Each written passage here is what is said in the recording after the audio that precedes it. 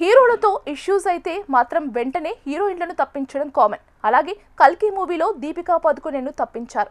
కల్కి చిత్రంలో దీపిక నటించింది. ఈ మూవీలో తన పాత్ర బాగుంది, మంచి నటన కూడా చూపించింది. అయితే ఆ మధ్య కేవలం 8 గంటలు మాత్రమే పనిచేయాలని చేసిన కామెంట్స్ రగిలిపోయారు జనం. ముఖ్యంగా స్పిరిట్ మూవీలో తను 8 గంటలు నటించాలి అని చెప్పింది. అంతే, ఆ మూవీ నుంచి తప్పించారు. దీంతో పాటు ఆ మూవీలో హీరోగా చేసిన ప్రభాస్ మూవీ కల్కిలో కూడా తప్పించారు. ఇది ఓ రకంగా దారుణమని చెప్పాలి. అయితే ఇప్పుడు ఆ ప్లేస్లో సాయి పల్లవిని తీసుకుంటారు అనే టాక్ వినిపిస్తోంది.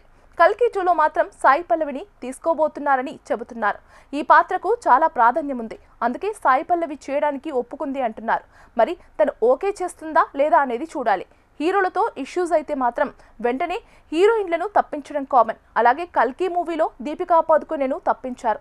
కల్కి చిత్రంలో దీపిక నటించింది. ఈ మూవీలో తన పాత్ర బాగుంది, మంచి నటన కూడా చూపించింది. అయితే ఆ మధ్య కేవలం 8 గంటలు మాత్రమే పనిచేయాలని చేసిన కామెంట్స్ రగిలిపోయారు జనం.